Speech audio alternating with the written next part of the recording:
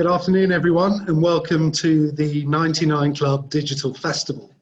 I'm Ian, the co-founder of MadFest.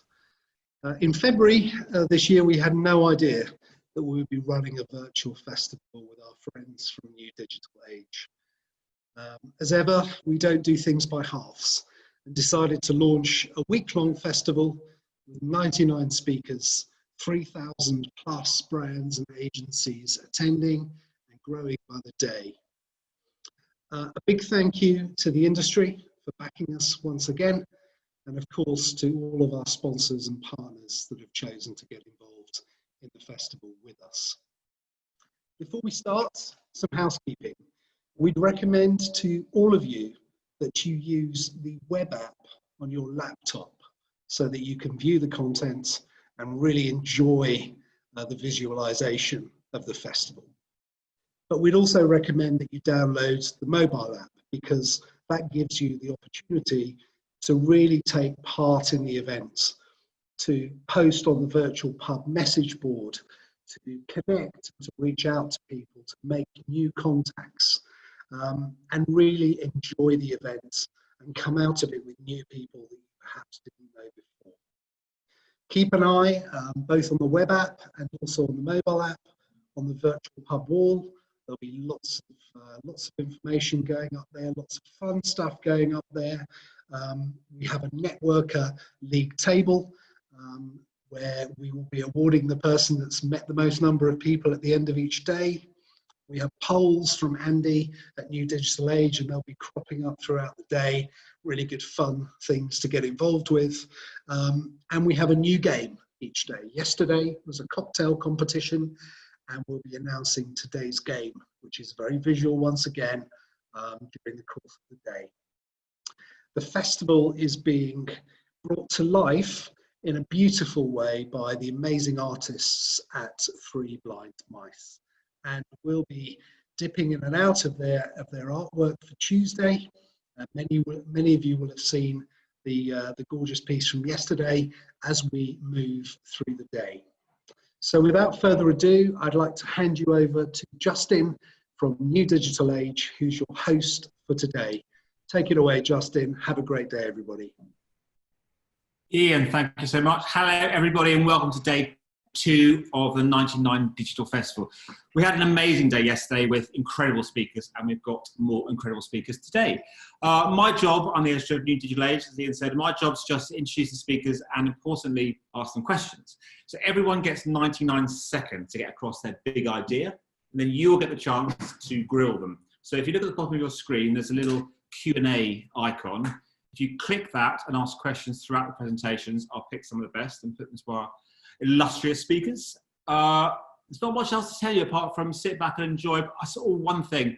We had a lot of people yesterday, and you assume everyone knows how to use Zoom so well after the last 3 months, but top right of your screen, there you can see a speaker view little icon. If you click that, you'll be able to go to see the whole of the speaker's face on your screen, their presentation, and then you can click back to the normal gallery view. So again, nothing much more to say from me, but sit back and enjoy it. I'll tell you what's going on throughout the day. There's games and quizzes and polls and all the sorts of fun stuff and competitions and that sort of stuff. But I think we're going to get started any second now. Daykin is first up, which most of you obviously will know of. He's EMEA Media Director at GSK. He's appeared on NDA many times, and he's a force for good across the whole industry. He actually joined us at the launch of the 99 Club back in the real world in Soho in February. Luckily, Soho's where we are now today, a lovely sunny day. But Jerry started the whole thing off and did an amazing talk back then. I'm sure did the same today. So Jerry, I'm going to start in a second, but a quick warning, and this is so everyone understands this. If you go over 99 seconds, you're going to get horned off. Every speaker gets horned off after 99 seconds. Yesterday, I horned off quite a lot of people, and some weren't happy. But that's the point. Get across your big idea in 99 seconds. So I reckon, I'm looking at the clocks, we're exactly on time. Jerry, Daykin, it's over to you. Brilliant. Yes, I did come to the last 99 Club, and I talked a lot about how where we spend our money matters hugely, and you've got to be careful what you fund and what you don't fund. So I thought I'd balance it out by talking about the content side of things. We're in the middle of Pride Month. We're in the middle of an unprecedented time with the Black Lives Matter movement, with trans rights under threat in the UK. And it's really important to talk to you today about a sandwich. So on the next slide, I think lots of marketers at the moment are a bit nervous about what they can and can't do, what they should or shouldn't say. I'm here to say that representation matters, and it's really important that we do make some of these steps. And the M&S sandwich, many of you may remember last year, it came out, it was seen by a lot of members of the LGBT community itself as being a bit, tacky, distasteful. A lot of them got angry and pushed back, and I'm not here to judge them. But from a marketing perspective, I think we need to stand behind initiatives like this. I would have been super, super proud as a kid if my mum had been forced to see that in a supermarket, if that kind of normalization of LGBTQ rights had been around. Even more than that, I know that this sandwich came about because the M&S internal LGBT group stood up and they asked for it and they campaigned for it. And when they got a backlash, they really stepped away. And this year, instead of supporting gay rights, we're just talking about the NHS during Pride Month, which is still important, but not the same thing. And if you don't believe my personal story, P&G just very kindly did some research over in the US. They found that 80% of respondents who'd been exposed to LGBT inclusive ads were more likely to include, to be okay with a family member being gay themselves, compared to 10% less if they hadn't. So representation really matters. I had to hold you, Jay, but you did it within 99 seconds, so congratulations. I had a second to that. I had to call myself short, you see. It's why you time yourself. I think it was just holding you, Jerry. So we've got lots of questions coming in to start the day off, and I guess we've got about 8 minutes to go through them. There's one here from Kate, and this is the sort of question I'd ask probably, and she asks, what media companies would you look up to or look down on over the last 3 months? Who's acted well? Oh, media companies. I think, well, the trouble is over the last few months, everyone has said the right things. Certainly in the last, few weeks, I think, certainly from a race perspective, I think companies are really stepping up and saying, gosh, this is quite important. And many companies were doing the right thing beforehand. It's a little hard to judge in a way whether some of those companies are actually going to make big changes. And when I say representation, I guess sometimes I mean really quite casual representation. It can just mean like, when you're doing your casting, making sure that you sometimes feature slightly different households, different looking families, different looking people, through to kind of, there've been some great examples, like Starbucks would be a standout example. They did a story about a trans person, like a really deliberate emotional story, and to do with dead naming. That stands out, but even casual representation and positive stereotypes help. This is a question from me, Jerry. We've seen a lot over the last 3 months about all the great D&I initiatives, agencies and tech companies, but then you've seen a lot of people sort of being furloughed and there's structural problems in the industry. What do you think the danger is that all these great, well thought out diversity inclusion programs get sidelined? There's a massive danger in a couple of different ways. One, we often find in times like this, it is some of the minority groups that are furloughed faster and harder. Though actually, I think men have been furloughed more than women, so it's a different story to normal. And I think there's always a change. When resources are pushed, when efforts are pushed, you have diversity is sometimes seen as kind of a nice to have icing on a cake, and then it gets cut. So I think it's actually be a really telling time of which organisations manage to keep it going and keep it a focus, because it's not something that you can just talk about when things are going really well. It's something you have to double down on when you're struggling as well. Great. There's a question here, anonymous, and I'm a very shy viewer. He or she asks, how would you push marketers to see the value in initiatives similar to this, or what you're talking about, even if minor public backlash is almost a given?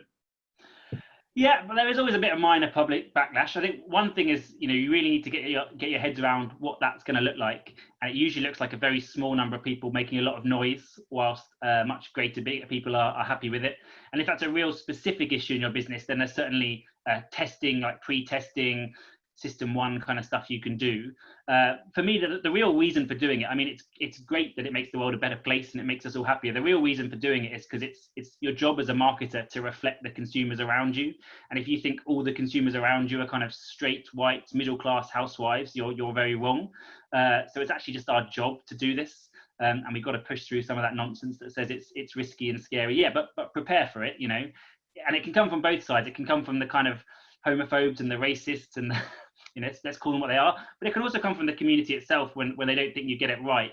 But I think the community will push you and challenge you, but always want you to do more. It's a great question here from Kat. And by the way, remember everyone listening or watching, the Q&A icon button on the screen, give me your questions and I'll put them to Jerry, anyone else. But a question from Kat, I think this is something that everyone thinks. She asks, how do brands avoid looking like bandwagon jumpers during Pride? No, it's a good question. You get different answers, like, it's called rainbow washing and that kind of thing. One answer, from my perspective, I don't think people ever do, but I know some people do. Some members of the community think brands come along, put a flag on things and vanish. So one answer is that you don't just do it for Pride. You think about, what's the role of this the whole year?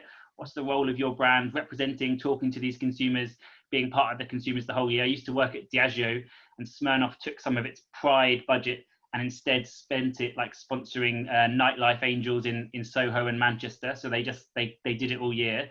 But I think, yes, there can be a sort of rainbow washing backlash, but just do it authentically and honestly. It doesn't even always have to be a charity. Like, LGBT people aren't a charity case, but we like to be talked to. We like to be heard, seen, and yeah.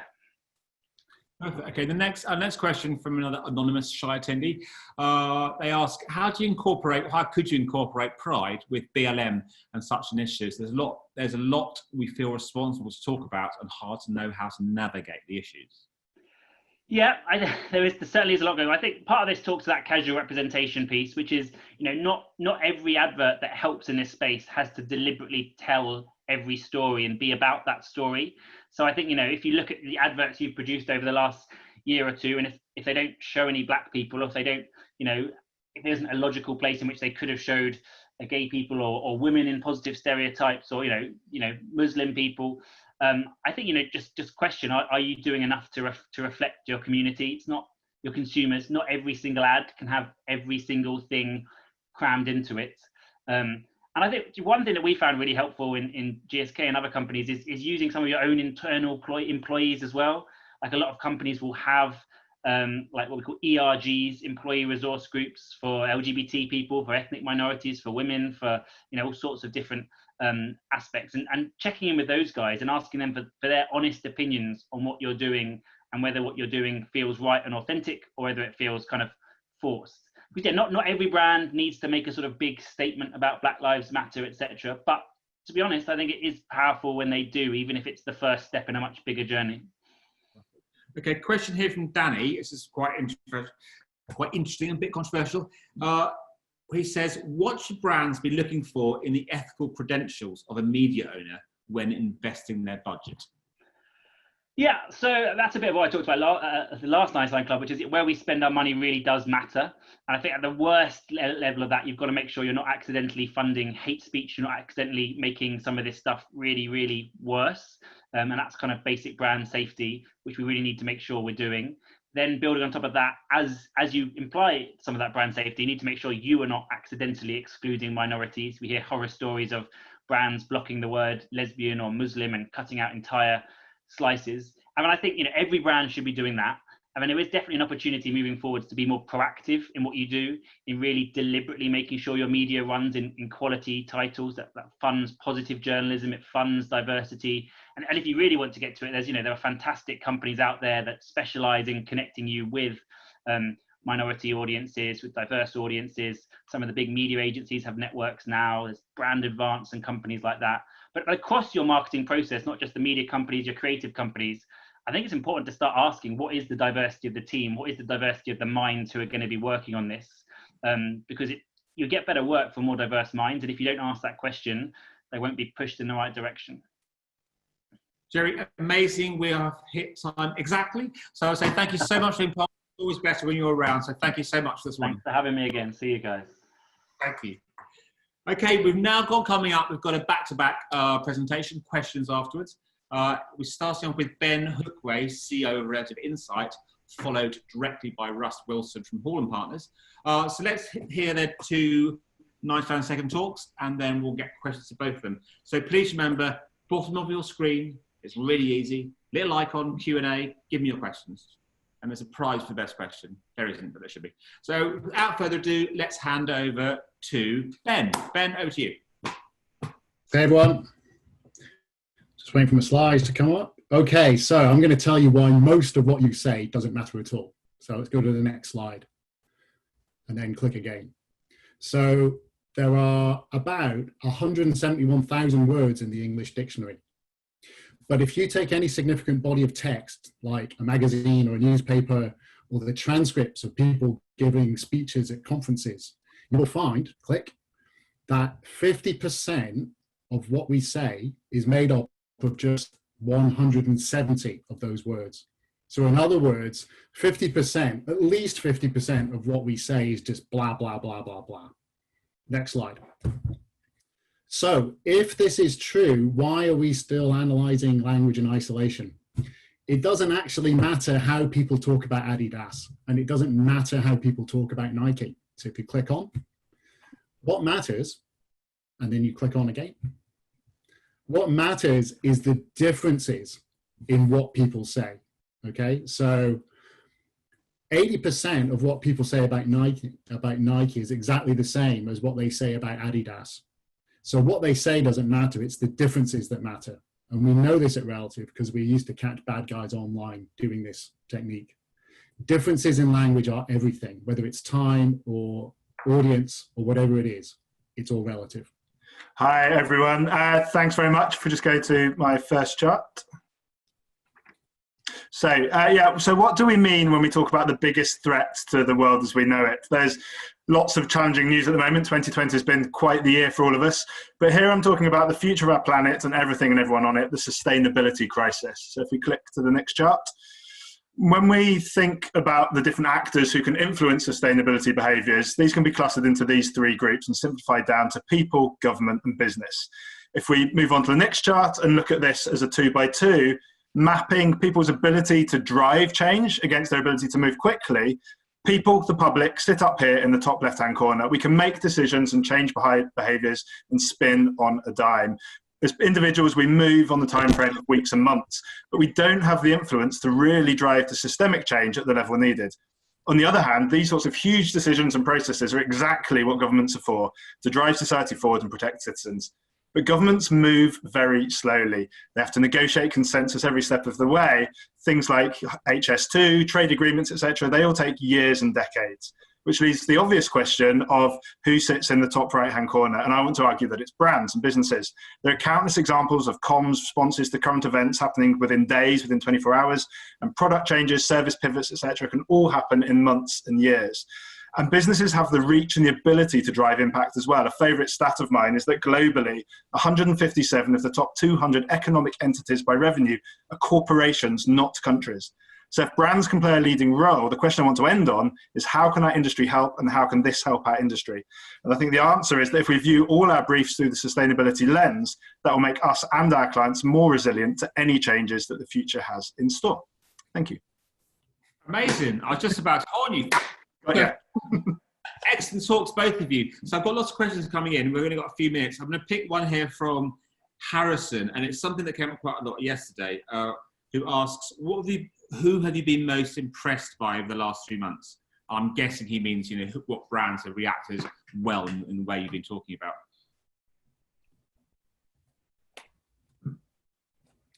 So is that to Russ or to me? To either of you, just jump in. Go on, Russ.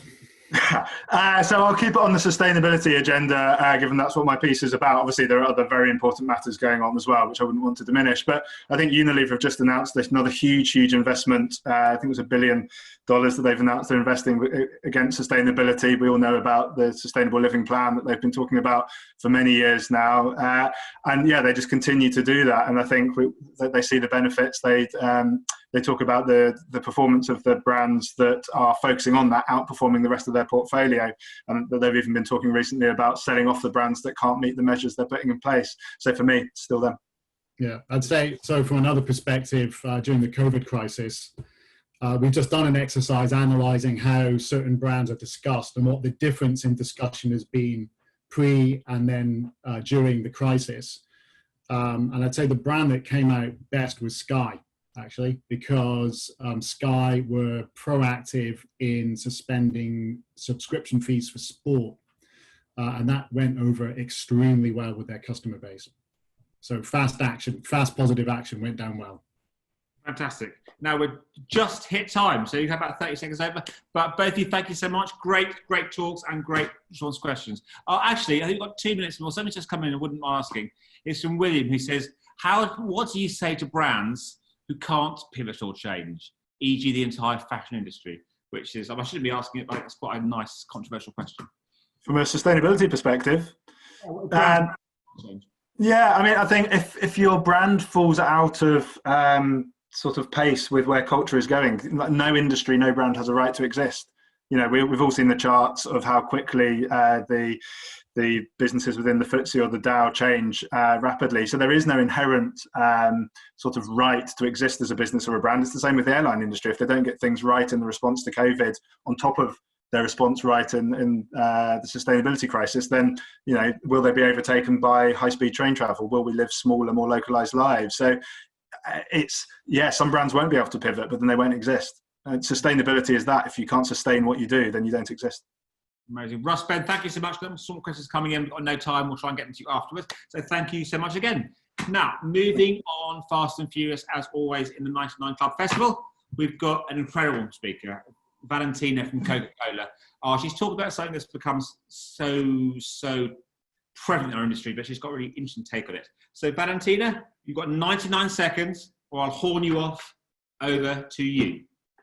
Thank you. So good afternoon, everyone. Basically, today, in the next 99 seconds, I will talk to you through the end of the advertising world as we know it, and how advertisers like us, they are equipping for when the cookie will actually become obsolete. Next slide, please. So, next slide.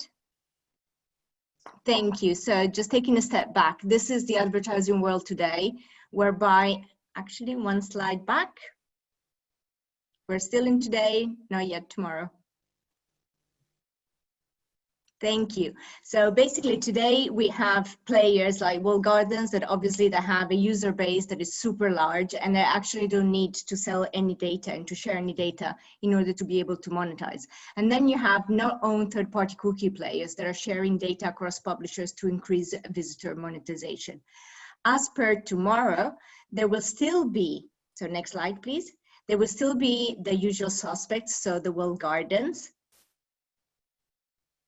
but there will also be a new breed of players. And this new breed of players, that basically will be literal walled gardens of their own. Probably even the Coca-Cola company will be one of them, whereby we actually gather first-party data via registration, and we sell audiences based on on-site behavior and content consumption.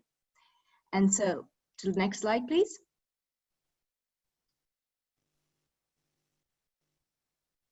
And so basically, this is in a nutshell what we're trying to do. You know very well that MarTech and NavTech in many instances have been separate. What we want to do today is to actually merge them together to give an identity to behavioral data and provide enrichment to social demo data. And through the use of the digital identifier to actually end up with a single ID per person, avoiding duplication and not relying on the lifespan of the cookie.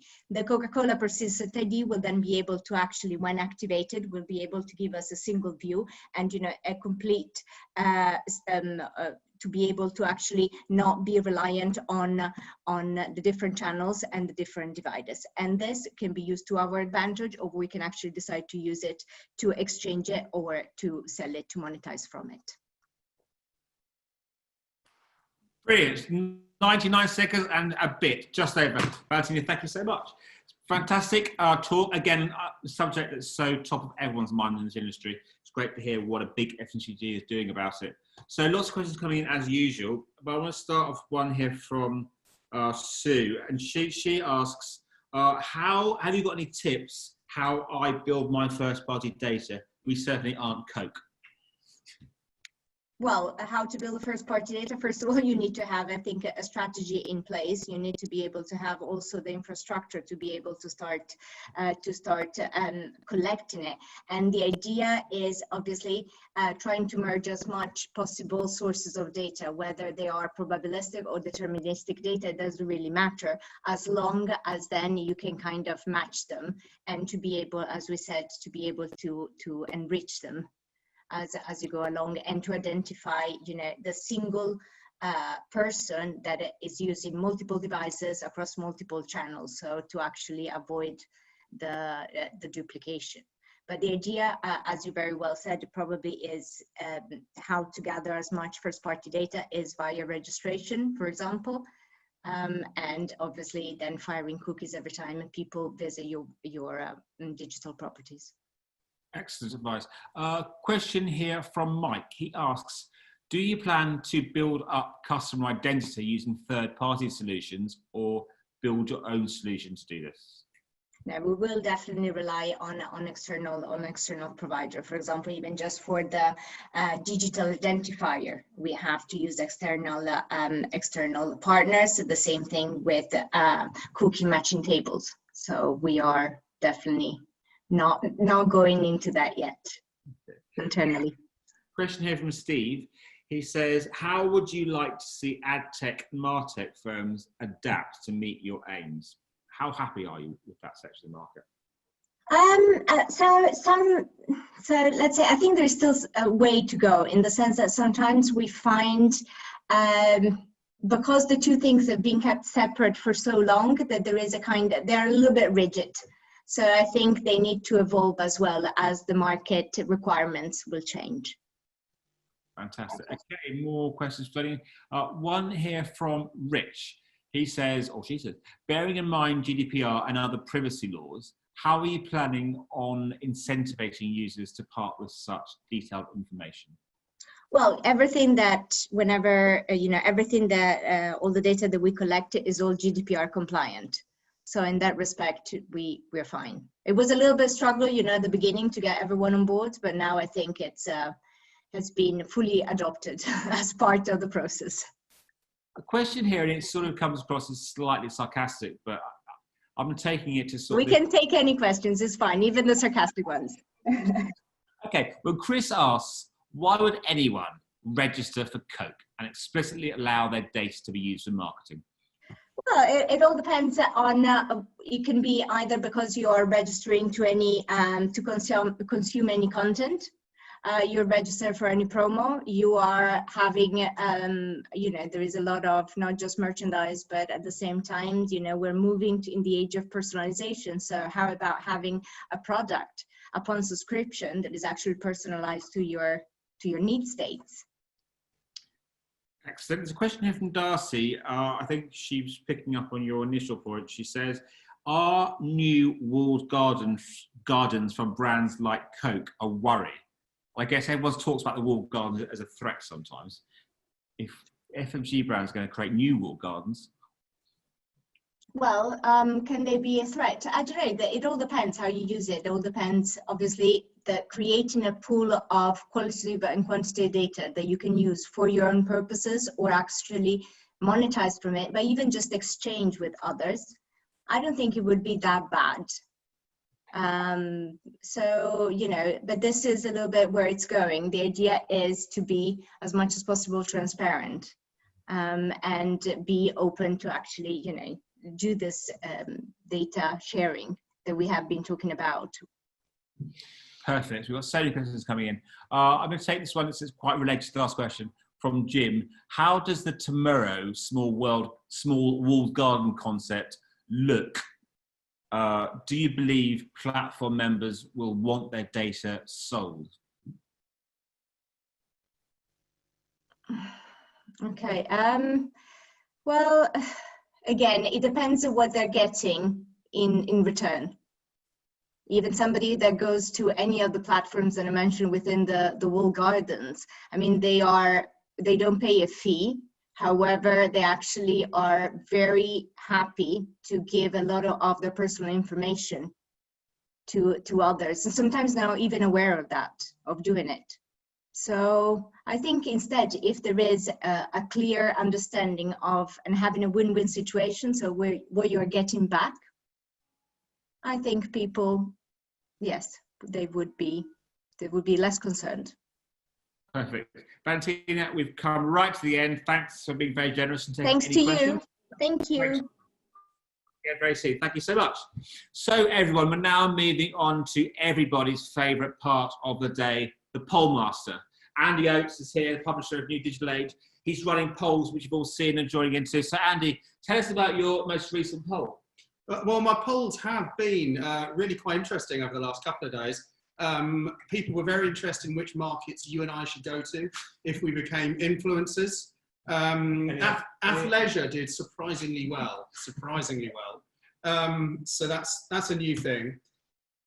We've got to take a slightly more serious approach for this first one. And today's first poll is, should brands take an active position on the Black Lives Matter movement? Now you've got to be serious. So we've had quite a lot of interest in this one. The first response we've got is 82% of the respondents so far say yes, be loud and proud. Or someone's just it's going up and down all the time. At the moment, 22% say no, consumers don't want brands to take an active position on Black Lives Matter. I know it's something we've been covered through covering all the titles we've worked at over the years about should brands take positions on things, and I don't think there's ever been a good answer on it. That's what Jay was saying. I think brands sort of do have to take a position nowadays. And I think not taking a position is taking a position. You know, you have no choice now, especially in the world of social media where everything is so transparent. And we can talk about it later as well, but there are so many times when people do it and it looks inauthentic and it looks insincere. Yeah. So I suppose the advice would be, if you're going to do it, for Christ's sake, do it properly. Do it right, exactly as Jay was talking about. Now, you've also got some interesting artwork, not your own personal artwork, but some interesting artwork to talk about. Well, if you look behind us here, that's dead art. Dead art. It's over. Yeah, as opposed to live art, which I think Ryan from our other studio was about to throw live to the screen. So here we go. Isn't this amazing stuff? This is being done by the brilliant people down at Three Blind Mice. This is a live representation of what happens at this event. So I think it's some brilliant stuff. They get 99 seconds to draw up the essence of somebody's talk and the questions and the responses. And at the end of it, we'll have sort of a living document of what the event looked like, which I think is amazing. We're getting one done every day. We had one done at the one behind us at the first 99 Club in the real world, and they've got amazing representations of what happens throughout a day. So let's have a look at time. I think we're going on, moving on soon now. So let's just a quick note of what's happening throughout the day. Andy, there's an Instagram competition. Do you know about that yet? Yes, there is an Instagram competition. If you have another device going, because I know you're already on the mobile app, and I already know that you're on your laptop, I'm going to quickly drag it up and find out what's going on. What's going on? Because I'll be honest with you, I don't know. What's the Instagram competition? It's going to be very, very fast. It's an Instagram competition. We're asking you to tell us the brand you think has pulled off the best marketing campaign during the COVID crisis. Now, Jerry had a few earlier, and other people mentioned Sky and they've done well. So we're doing this over on the MadFest Instagram feed. So if you need to find another feed, go over there, find that, and I'll update you on how that one's going. And do join in on the app. Remember, if you're looking at your laptop or your TV or your computer, that's what you view the festival on. Go to your mobile phone to get involved in what's going behind the scenes. And one of the big things going on is the Networker Challenge. Ian Houghton from MadFest won yesterday and was quickly thrown off because it wasn't. Go in there, network, meet some amazing people, and you can win exciting prizes. Now, we're going to move on to our next very, very exciting speaker, I think about 30 seconds. So Leonardo from Vodafone, he's another one of the people that spoke at our initial event and did an amazing talk. He's back with us. He's got 99 seconds. And he's going to be talking about keeping up with the change in digital. Again, I think something everyone battles with every day in this market. You've got 99 seconds. I will horn you off if you don't finish in that time, and we'll go to questions. So now, it's over to you. Okay, hope you can hear me now. So the pace, I think the pace of change is too fast nowadays, right? We all know that. So I think it is seen as one of the biggest challenges by executives in many, many companies. I think, however, in digital, I really believe that we can go even further and say it happens in a faster way, particularly due to the changes in technology that happens every day. There are always technology emerging. So what are companies doing to really survive under this fast pacing environment. So I think they try to keep the pace by paying attention to what is new in the industry, right? By learning and about what they can get and what it means, what it might mean for their organization, by scoping also what transformation it would require to embrace the change, and then by testing and adopting. But how can you become even faster and take the lead? That's the main question, right? So you want to take the lead. So, well, I believe that many businesses need first a cultural change, so they are ready to be proactive and reactive. So, and that means vision in many ways, but basically the most important thing is vision, so everyone in the organization knows where the company aims to be in a couple of years' time at least. But also the talent that is critical, so they are able to find the gaps to be filled with the new tech, but also the opportunities to gain leverage over competition. And don't really underestimate the human element. It's them that will take you to the next level. And I think lastly, but not the least, we cannot do it all. We are too much into the weeds within our business, and we need partners that will bring the fresh breed from the outside. Perfect. And just under 99 seconds. Amazing. Thank you so much. Excellent talk. Excellent use of 99 seconds. Lots of questions coming in. We've got, how long have we got? We've got 3 minutes to get through. First one is here from Poppy, and she asks, how can I bring my board along with me? My what, sorry? Board. I guess what she means is, you know. That's it, yeah. So it's really interesting. It's a challenge that many people have. I think obviously having the right information and the cultural change that I was talking about is critical.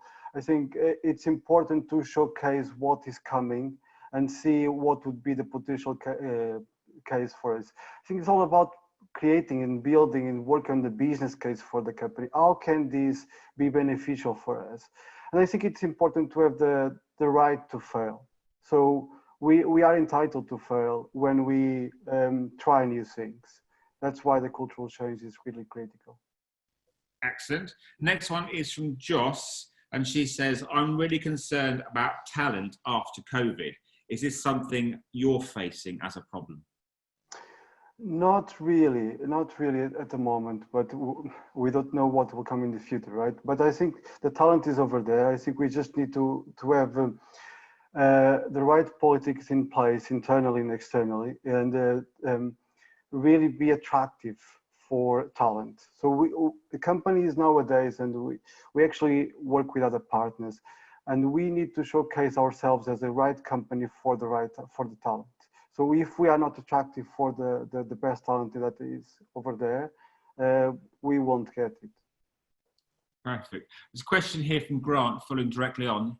He says, aside from acquiring new talent, what training do you give existing employees to keep up with digital change?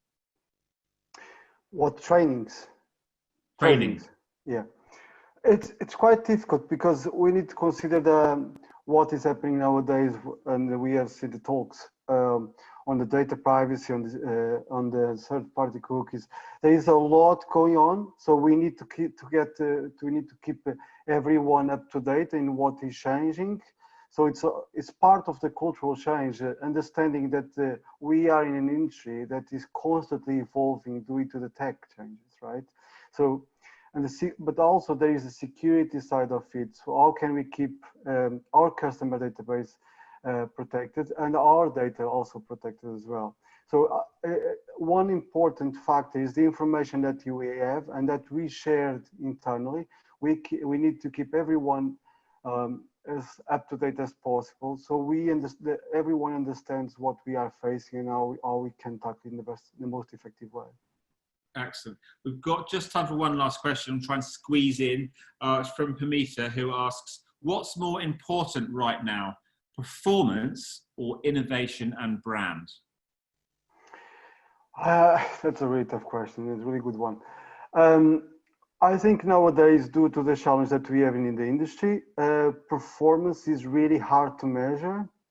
Unless we just look into the final results. I think it really depends at what stage you are at, because you might be building the brand and you might be working towards results in a 1 year time, 2 years time or more, or even further away. So I think there's both sides, and one cannot work without the other. Perfect. We're just on time, so to say thank you so much for joining us again. Thank you. Moving on fast and furious as ever. Our next incredible speaker is Zuzanna from Spotify. Now, just another reminder, bottom of your screen, you'll see a little Q&A symbol. That's your place to ask questions. Please keep asking them. I'll get through as many as possible. We've got too many coming in to get through, but ask a good one and you'll get lucky. So now we've got Zuzanna from Spotify. Are you ready for an advertising world where listening attention is king? Big topic. You've got 99 seconds, and as always, I'm going to horn you off after 99 seconds. I've not yet horned anyone off, so I'm sort of itching to do it. So over to you. Thank you. Hi, everybody. So in today's world, we increasingly live our lives on digital platforms and digital devices. And specifically, the last months have seen our lives pivot to digital, whether that's for work, play, household chores, or even learning. And this poses a real challenge for brands to have to stand out in such a stimulation-filled environment. As a medium for connecting brands to consumers in the digital space, audio actually has quite a significant advantage. And that's because of the way that our brains have evolved to filter out background noise and enable us to prioritize to just one sound. Now, we don't have that same filtering system when it comes to sight. So effectively, with sight, we have to digest everything that we see. And pulling through on audio, when it comes to media consumption, there's absolutely no question that we are moving away from screen time. The proliferation of connected devices and the abundance of audio content across music and podcasts are absolute key drivers of this. And also coupled with the COVID pandemic, there's seen so much of people's times move into the home and opened up a whole new breed of listening behavior, a momentum we expect to continue to really grow. So this should be a rally cry for brands to shift their communication strategies beyond just seeking the visual attention of their consumers and really adapting to a world where the listening attention is king. Digital audio enables brands to connect with consumers in ways like never before, in screenless moments, and in a way that complements versus disrupts not just the activity they're doing physically, but also their mood and mindset. And if you don't have any audio creatives yourself, that shouldn't be a problem. At Spotify, we're really committed to solving for that problem, and we're enabling brands of every size to be able to connect and, Sorry, just over. Just over. Oh, sorry, Zen, I can't have favourites. But amazing talk. I think, perfect timing. Audio is the flavour of the month. So let's get some of the questions. They're flooding as normal. So first question here is from Jim, and he asks, do you expect these behavioural changes to continue post-COVID? Yeah, one really interesting behaviour we've seen is the shift to listening in groups. We actually surveyed in April 1,500 people to see how their listening behaviour had changed from the home. And the listening behaviour of group activity, so listening around connected devices, was a really big one. And it wasn't just music. Actually, podcasts are coming up as a new way for families to hang out together and have quality family time in what, a few years ago might have been the way they sit around a telly. So yeah, we definitely expect that to continue to change. Perfect. Question from Christy. She asks, do you see a role for attention in programmatic buying? Oh, attention. So as in, I'm assuming attention of users. Sorry, go on. Attention. So I guess in terms of listening attention and in terms of already, from a video perspective, there's a lot of metrics trying to analyze and define viewing attention. And certainly as we're looking and talking to verification partners, yes, listening attention will be a core thing. So I think if that's the angle you're coming at, then yes, I think that will be important. Perfect. Loads of great questions. I think I want to get this one because it's good advice. Natalie asks, what advice would you give to brands who want to start their first audio campaign? I would say lean on companies like us to help you with the creative part. I was just cut off at the end, but we actually now offer a range of free of charge services, whether that's consulting, whether that's actually with the creative build. So there's a whole range of capabilities around that. And I think, like with anything, it's not a very expensive medium to just dip in and test. So I would always encourage that as a first step, you know, test, learn, refine, and help, and get the experts to help you with the creative component. Perfect. Now we're over time, but one quick question. Again, everyone's asking this. Gemma asks, which brand do you think is winning here and why? Quick answer. Ooh, I can't answer that in one quick second. Too many, too many to say. In that case, Zuzanna, as always, amazing. Thank you so much for joining us. Thank you. Thanks a lot. Amazing. Now we are moving on again very, very, very fast. Another quick reminder to everyone, Q&A bottom of the screen. We've got so many questions coming in. We'll not get a chance to go through them, but we will try and answer them maybe on NDA in the coming weeks. So our next speaker is Graham Tricker. He sells UK Sales Director at LiveRamp. Another quite interesting title of his talk, Without Trust, We Have Nothing. So again, Graham, over to you. You've got 99 seconds. I will horn you off. I had to horn off Zuzanna, which I didn't like doing because I'm so fond of her, but I will. So, Graham, are you there and ready? I am indeed. Thanks, Justin. Over to you. So a bit of background on LiveRamp. We're a data connectivity platform. We make it safe and easy for businesses to use data effectively. We connect data between brands, publishers and consumers, and have spent years building a trusted ecosystem of partners. As this event demonstrates, the world is becoming increasingly digital. And over the last few years, the spotlight has really been on trust and data, driven by three core things. First, consumer awareness of data, driven by high-profile data scandals. Secondly, regulatory pressures and governance. And finally, browser security, and there's some big changes recently announced by Google. Brands like Amazon are fueled by the reach of their data, giving them extensive insight into their customers. However, the value exchange is so compelling that consumers are happy to share their data in return. So our question really is, how do traditional brands compete? And really, we believe brands must build trusted data partnerships to expand their view of the customer. Brands have spent years building those trusted relationships with their customers, and there's now really a great opportunity to extend this trust into digital using highly consented and permissioned data across their partner ecosystems. Data can be accessed and fully controlled to deliver better customer experiences and business outcomes. I'm also excited, actually, later today, we've got our partner Cavai joining us as a guest today, and they'll be speaking about their partnerships with automotive brands. Thank you. Amazing, just on the time, Graham, thanks so much. Fantastic talk. We've now got about, looking to the time, 2 minutes to get through loads of questions. The first question comes from, well, it's from everyone's friend, Media Lad, who asks, how do brands build better data partnerships with the end user? Better brand partnerships with the end user. So ultimately, this is about a value exchange. So this is about brands, you know, really data partnerships. Sorry, my mistake. Data partnerships with their customers and the consumer. Yeah. So really, this is about a value exchange with the customers. So, you know, if you're delivering a great experience for the consumer, for your customer, then, you know, there's a value exchange there for them sharing data with the brand, because they know they're going to get something in return for that, you know, exchanging that piece of data. Amazing. Okay, we've got a question now here from Theo, and he asks, shouldn't retailers of a certain size be scared of Amazon? You mentioned Amazon in your talk.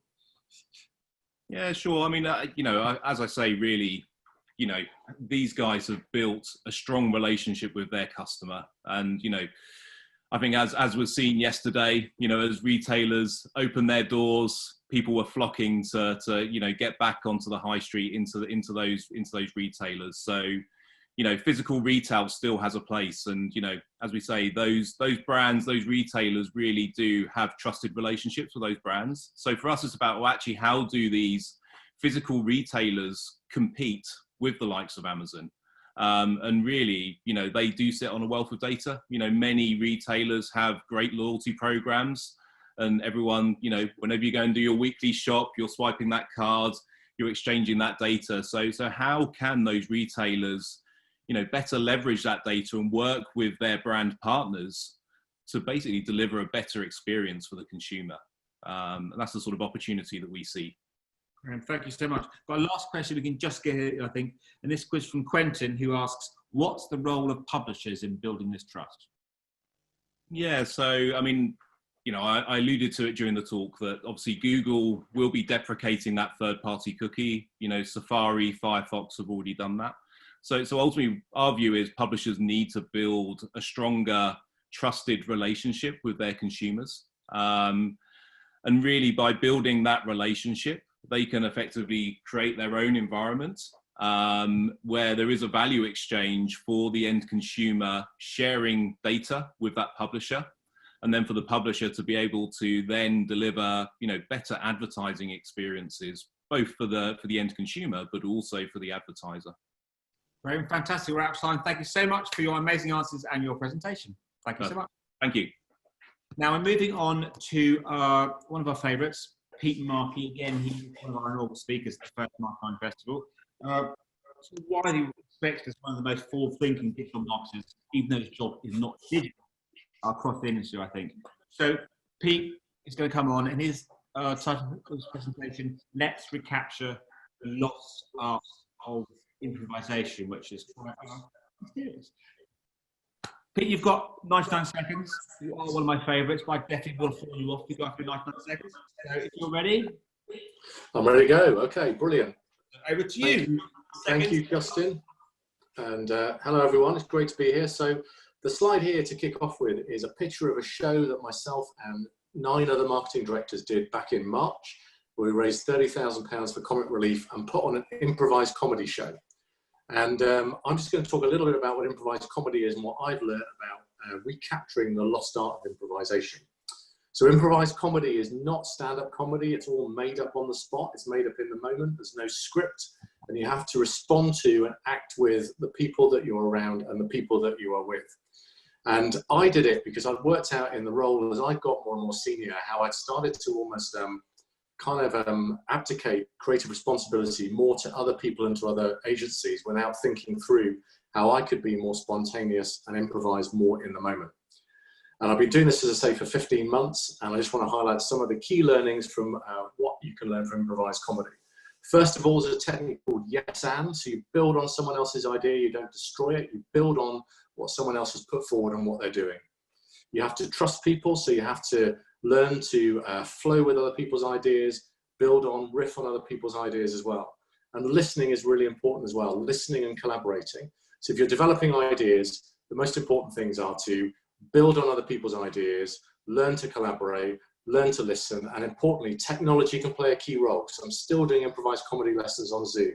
So I'm learning how to improvise day in, day out, and in fact, I've got a lesson tonight. Just within 99 seconds, fantastic talk. Great to hear. I mean, the first question is from Gemma saying, tell us a joke, but let's get there in a second.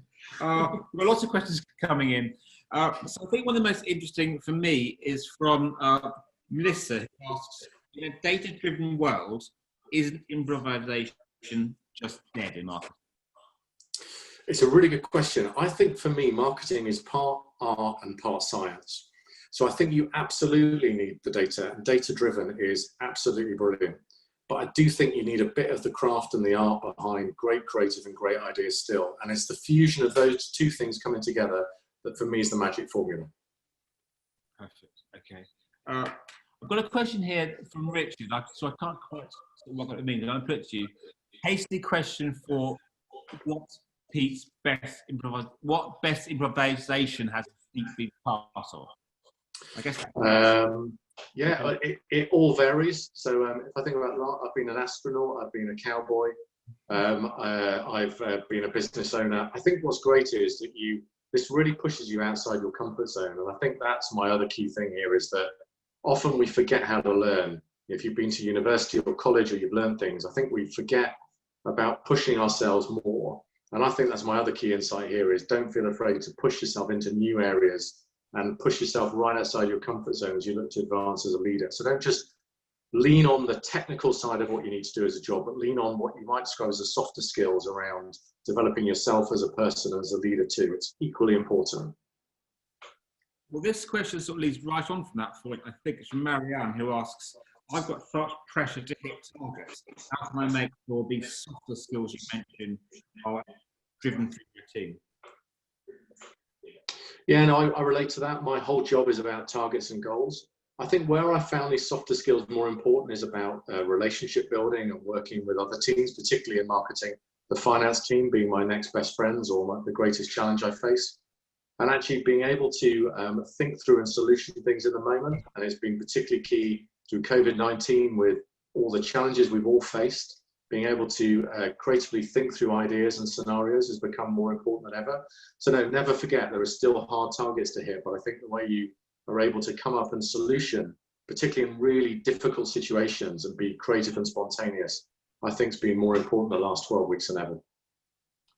From Elliot here is, how do you include your customers in this? I mean, he actually asked, you talk about listening, how do you listen to customers in terms of their perspective of everything you do as a business?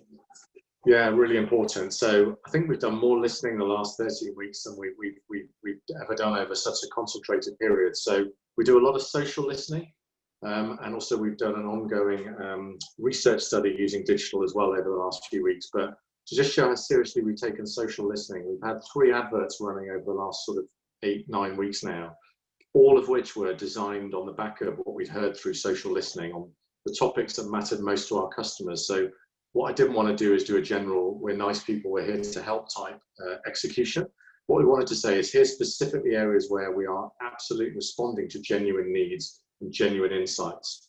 And certainly the tracking we're seeing is playing that exactly back to us, that we are answering, it's like we're answering questions we're being set on some channels and answering not only in that channel, but other channels too. Well, this question here from Wayne, I guess it relates exactly to that point, is he asks, what do you think of brands that have reacted badly to the pandemic? I guess that means the clumsy attempt some brands have had to. Yeah, I think that the ones I've seen struggle the most are the ones that have, excuse my French, have sort of slightly lost their ship. They've kind of, either done something that's a little bit random or something that is not in tune with what their brand or their purpose is about. The ones I've seen do really well are the ones that have a clear sense of their own DNA and what they're about. And everything they've done has amplified it, not just through communication, but they've actually done something tangible. So for us, it's been loans for businesses, repayment holidays, overdraft charge changes. And we've seen other amazing brands do work with feeding school kids, food to the homeless, food to the most vulnerable.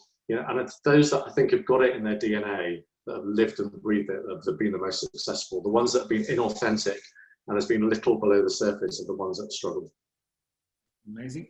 Question here from Alice, half-answer question. She says, this all sounds great, but have you got an example of how this can lead to real-world ROI? Yeah, I mean, I think probably actually through COVID-19 has probably been the best example. It is developing the way through what we've done as a brand has been all about ideation and creative thinking. That's not just sat with our amazing agencies, McCann and the 7 Stars, but it's actually sat with us as a business too, to help find a way through something where actually none of us entered this with a rule book. None of us entered this current crisis with a guidebook of, break emergency glass, you do exactly this.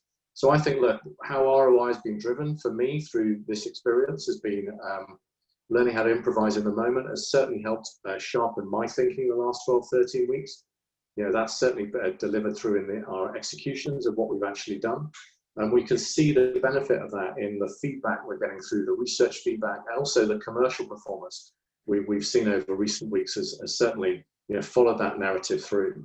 The other bit I'll probably just come back to the top of where I started is I'll take ROI at a slightly different angle. Raising £30,000 for comic relief has been an amazing experience for the 10 people involved. And they've all found that it's been an amazing journey for them as well. So I think it's a business application. And then I think there's a kind of individual application of being able to take a skill that you didn't know 10 weeks ago and use it to hopefully do some good as well. Excellent note on which to end. Pete, as always, pleasure spending time with you. Thank you so much for taking part. Thanks, Justin. Thank you, everyone. Cheers. Bye-bye. So we're going to move on to our next speaker any second now, but just some pizza news. there's a competition we're running where you can get pizza delivered to your door. So the doorbell might ring on Friday, and that's pizza delivery. And in that pizza delivery might be a golden ticket with lots of great prizes from our friend and partner Just Eat. Now, if you go into the app, you're going to see you've had a notification that's going to ask you for your address. That's the reason. So click on the link, enter your address, you might be in for a chance of winning a pizza on Friday. So now on to our next speaker. Our next speaker is Alex Ginn. He's head of sales at Adverty. And I think, yes, talking about don't be news in the fast-growing media channel. So interesting title again. I don't know if you're on, Alex, but if you are, I'm going to go over to you now. 99 seconds and then some questions. Hi everyone, thanks for joining. I'm Alex Ginn, Head of Sales UK at Adverty. Today I'm going to be talking to you about gaming, busting a few myths and explaining why brands really need to be taking the channel seriously. First off, gaming is the biggest form of entertainment globally, and the audience isn't exactly who you think it would be. Gone are the days of gamers being exclusively teenage males locked in their bedrooms. This also applies to how gaming is consumed now. Mobile has become the biggest platform for gaming consumption, and as you'll see on the slide behind me, the average gamer in 2020 is female over the age of 40. This is especially true within casual gaming, a subgenre of games that typically have short but multiple sessions per day. A good example would be Candy Crush or Talking Tom Gold Run, for example. Now, that isn't to say that young males do not play mobile games. With the rise of esports and competitive gaming, there are games such as Call of Duty Mobile and PUBG. It's becoming more and more easy to reach this previously difficult and tech-savvy audience that are strong advocates of ad blockers, which within the gaming environment do not work. It's also important to consider the feelings of the player, and as you'll see by our brand uplift study compiled by Dentsu, the outcome is extremely positive. Now, there are many ways for brands to reach gamers in a brand-safe, non-intrusive and native manner, be that through in-menu clickable adverts, in-play billboards that mirror out of home, reward video, or fully branded takeovers of games through concerts, limited time events, bespoke custom items and weapons. Brands have a ton of options at their disposal.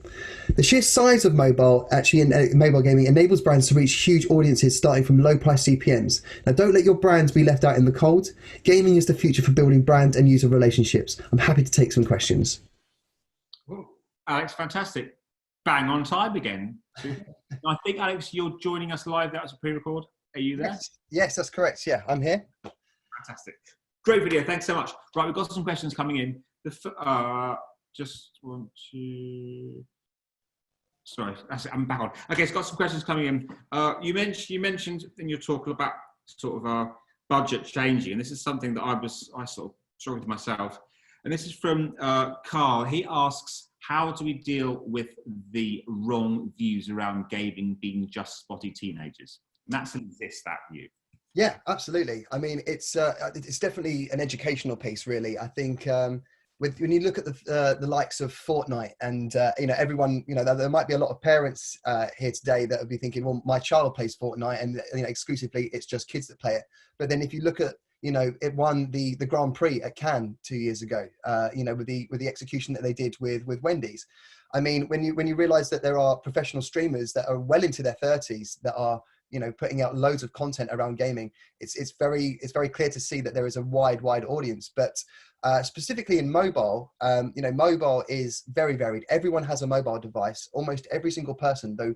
A lot of the times when I'm having meetings with people, I'll say, put your hand up if you think you're a gamer.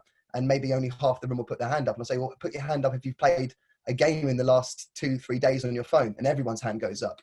It's things like that that kind of educate people to realize, do you know what, I didn't realize I was technically a gamer. And that's part of the thing that brands need to realize is just because you don't associate yourself with being a gamer, being a consumer and being a valuable audience to reach is what brands need to be considering. Okay, we've got another question here. I think a lot of people feel the same way. From Anonymous. Mobile gaming environments are regularly cluttered with ads and incentivized placements. How do you convince brands that this is a suitable place to be? Sure, absolutely. So what we do at Adverty is a little bit more different to your traditional ad units within gaming. So we exist with our ads within the 3D environment of the game. So if you'll see on the slide behind me, you can see the Nor advert built into the actual gaming environment.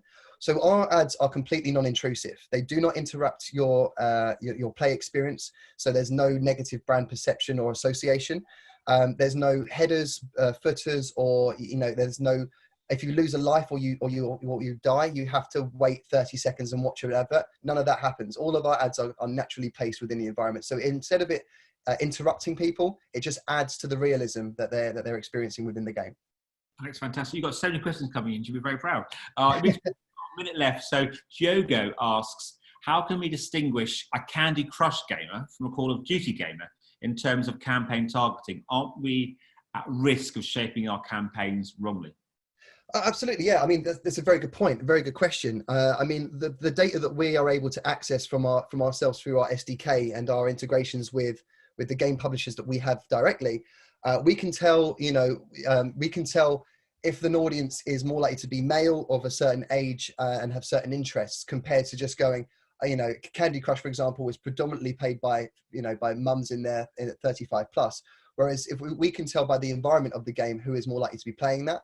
And we also get a lot of that data from the game publisher itself. So we can give accurate descriptions of the user, so that way you're not targeting the wrong player. Amazing answer. We're just out of time. Thank you so much. You've got loads of for having me. Right. Thanks for your time. Amazing. Cheers, bye-bye. Now, we're moving on fast and furious, as always, to our next speaker, Ed Preedy. He's at Cavai, and his title of this talk is WTF is Conversational Advertising and Why Should You Care? Ed's job in 99 seconds is to come on and make us all care. But if he goes over 99 seconds, he's horned off.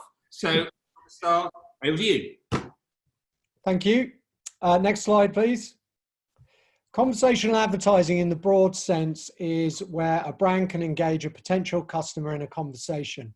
At Cavai, we've enabled conversations within the display advertising ecosystem across third-party publishers and relevant content. The user is in control and can answer from a pre-select set of answers, and the advertiser controls the entire contents of the conversation. Next slide, please. Why would you use conversational advertising? It's great because it's more modern. The two-way messaging app style is more what users are used to and want. It's great for branding campaigns because the dwell times are longer and there's increased engagement. It's great for performance campaigns because users can qualify their interest in products. It creates amazing insights, conversations at scale. It's built for a cookie-free future. We believe that all the knowledge should come from the front end in the creative. Next slide, please. How do you engage with conversational advertising? They can be built to fit any size of display, standard IAB formats and custom formats available across all platforms, direct and programmatic buys. We've built a self-serve platform or a managed service to build these ads, and you can use the mechanism on your own sites as well as within ads. Next slide, please.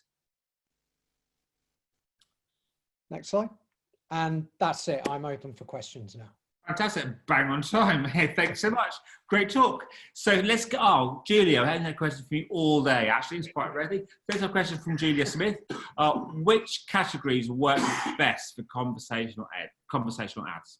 Well, yeah, as I said, it's great for branding and performance. Over the last few months, it's proved very useful for governments and brands where users and potential customers or citizens have a lot of questions they need answering.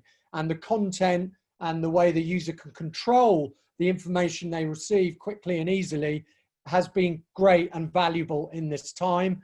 We're seeing it's great for educating people about products, so FMCG. So really a very broad spectrum of vertical. Perfect. Another question from Natalie, and Natalie and Julie, you're sort of tying asking the most questions, so congratulations. Natalie asks, how do you best target conversational ads? We see the best results, we think, like all display advertising, the best real world results comes from contextual targeting. So the ability to start a conversation with a user in a very rich and relevant contextual environment on premium publishers for us generates the best response rates. Fantastic. Question here from Candy, and she asks, what are some of the best examples you've seen in the wild? Yes, so I mean, some of the best stuff we've been doing recently is finance, again, related to people having a lot of questions with products that have long lead times like mortgages. And we run a campaign on an ongoing basis for a mortgage company.